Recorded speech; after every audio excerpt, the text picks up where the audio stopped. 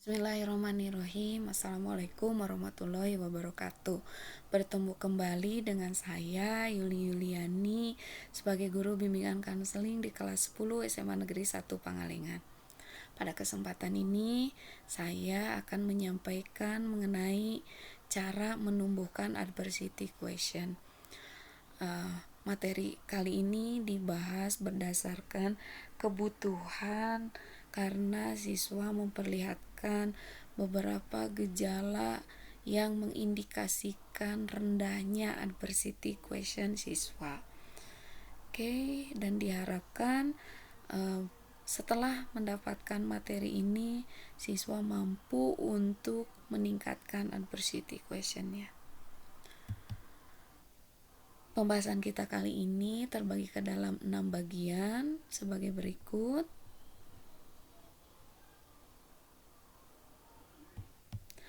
Bagian yang pertama kita akan membahas terlebih dahulu mengenai pengertian adversity question. Di sini sudah tercantum 3 tokoh yang memberikan pernyataan mengenai pengertian tentang adversity question. Kalau kita simpulkan berdasarkan pendapat ketiga tokoh tersebut, bahwa adversity question itu adalah kecerdasan untuk mengatasi kesulitan, tantangan hidup, ataupun masalah hidup. Adversity question ini merupakan faktor yang dapat menentukan bagaimana jadi atau tidaknya serta sejauh mana sikap, kemampuan, dan kinerja kita dapat menuntun kita kepada kesuksesan. Orang yang memiliki adversity question tinggi akan lebih mampu mencapai kesuksesan dibandingkan orang yang adversity question-nya lebih rendah. Jadi adversity question ini memegang peranan penting sebagaimana sebelumnya kita mengenal IQ dan EQ. Sama halnya seperti itu, adversity question juga akan membantu individu dalam mencapai kesuksesan hidupnya gitu.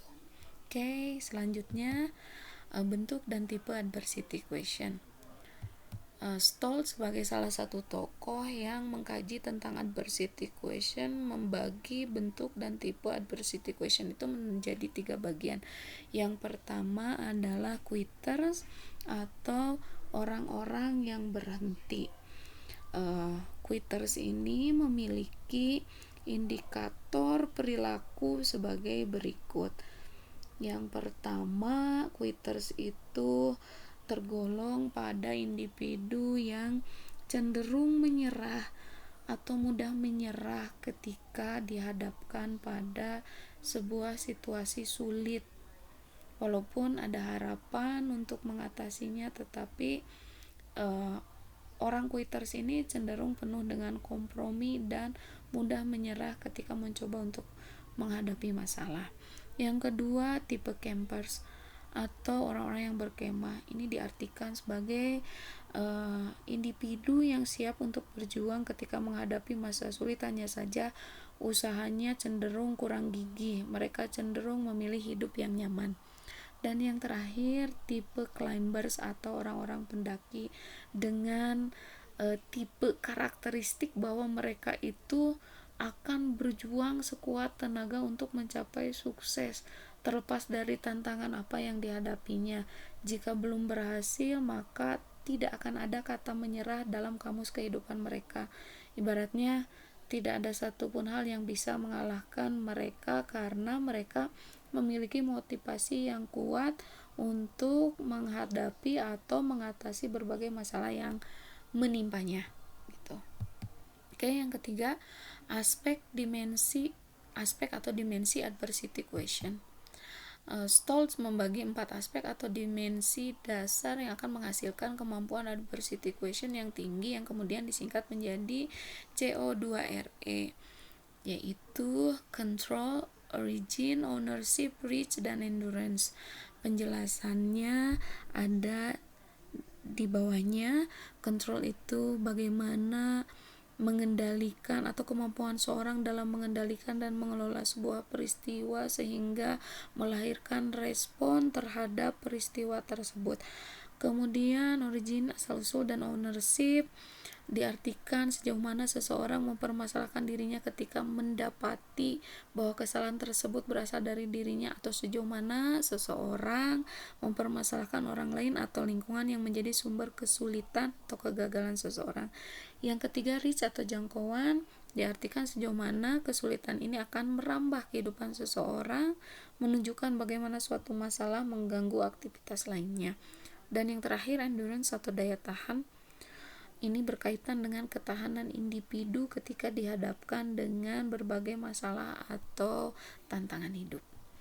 Oke, selanjutnya faktor pembentuk adversity quotient. Di sini ada daya saing, kemudian juga produktivitas, motivasi, mengambil resiko, perbaikan, ketekunan, dan belajar. Daya saing itu kalau kita artikan, ya harus punya daya saing yang tinggi ketika dihadapi dengan kesulitan atau tantangan, karena kalau tidak ada daya saing mungkin tidak akan terbentuk adversity quotient yang tinggi. Kemudian produktivitas kita artikan sebagai upaya untuk merespon setiap tantangan yang dihadapkan dalam kehidupan kita. Dan yang ketiga, motivasi. Motivasi itu adalah dorongan internal individu untuk menghadapi tantangan tersebut dengan menciptakan berbagai peluang atau solusi yang bisa dilakukan oleh individu tersebut. Kemudian mengambil resiko, artinya seseorang yang mempunyai adversity quotient yang tinggi akan lebih berani mengambil resiko dan tindakan yang harus dilakukan, atau dari tindakan yang harus dilakukan. Hal itu dikarenakan seseorang dengan adversity quotient tinggi merespon kesulitan secara lebih konstruktif atau sifatnya lebih positif begitu. Yang kelima, perbaikan.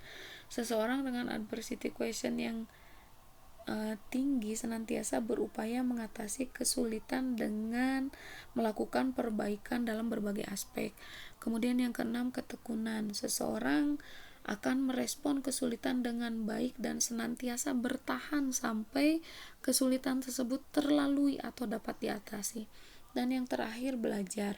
Seseorang yang merespon secara optimis akan belajar banyak dan lebih berprestasi dibandingkan dengan seseorang yang memiliki pola yang lebih pesimis.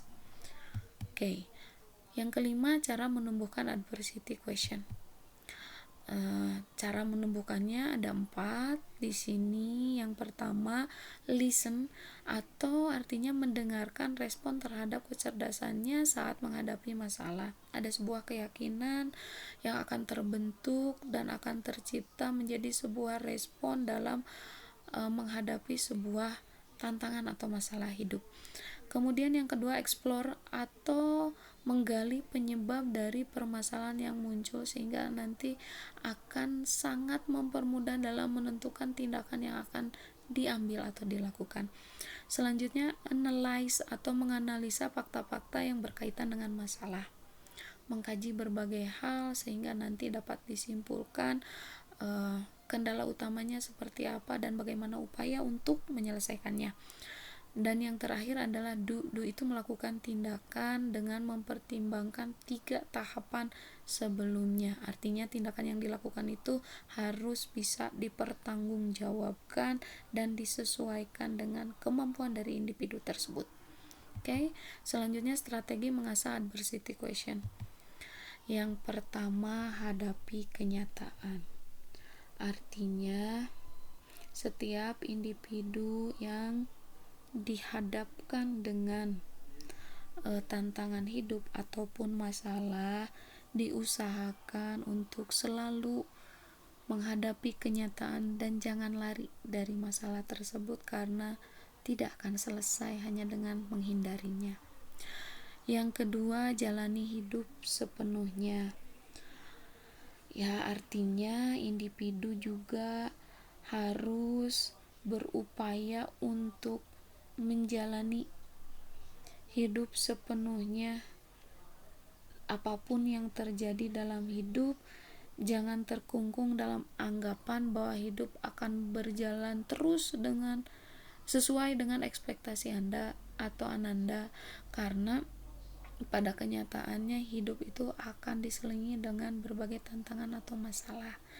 Yang ketiga, tidak terburu-buru. Selalu terburu-buru sebenarnya bukan jaminan akan lebih cepat mencapai tujuan, tapi kadang terburu-buru itu akan menjadi sebuah kerugian karena mengambil tindakan begitu tergesa-gesa tanpa pertimbangan yang matang. Dan yang keempat, bersyukur. Artinya apapun yang terjadi, perbanyaklah bersyukur, karena dengan bersyukur akan senantiasa menempatkan kita lebih ikhlas menghadapi apa yang sedang kita hadapi dan memberikan kekuatan secara psikis bagi kita untuk bertindak menghadapi tantangan tersebut. Yang kelima, validasi emosi. Artinya ya, kita harus melakukan validasi emosi baik yang terasa sulit sekalipun. Nah, kemudian tetap akui apa yang tengah dihadapi saat ini, jangan menolak, karena begitu menolak justru akan menghabiskan energi secara psikologis. Oke. Berikutnya ada quotes yang menyatakan Allah tidak menjanjikan langit selalu biru, bunga selalu mekar, mentari selalu bersinar, tapi kita selalu yakin bahwa ada pelangi setelah badai. Artinya selama kita hidup, kita akan senantiasa dihadapkan dengan berbagai persoalan ataupun tantangan. Tetapi berdasarkan tantangan tersebut, harus diyakini bahwa kita akan mampu mengatasinya, karena setiap permasalahan yang dihadapkan kepada kita akan disesuaikan dengan kemampuan kita untuk menghadapi ataupun menyelesaikannya. Dan sangat diyakini bahwa ketika ujian itu terlalui atau permasalahan itu terselesaikan, akan ada sebuah kebahagiaan atau kepuasan berdasarkan berbagai proses yang sudah kita lalui dalam menyelesaikan suatu tantangan tersebut. Jadi yakinilah apapun cobaannya, baik itu ringan, sedang ataupun berat, yakinilah bahwa suatu saat ujian itu akan menjadi sebuah kebahagiaan tersendiri bagi orang yang sudah melaluinya. Oke. Materi kali ini berdasarkan pada daftar pustaka berikut atau sumber berikut. Kemudian yang terakhir, mudah-mudahan materi kali ini bermanfaat bagi kita semua, terutama bagi kita individu yang akan senantiasa berusaha meningkatkan kualitas diri, terutama dalam hal peningkatan kecakapan dalam menghadapi tantangan hidup ataupun masalah hidup.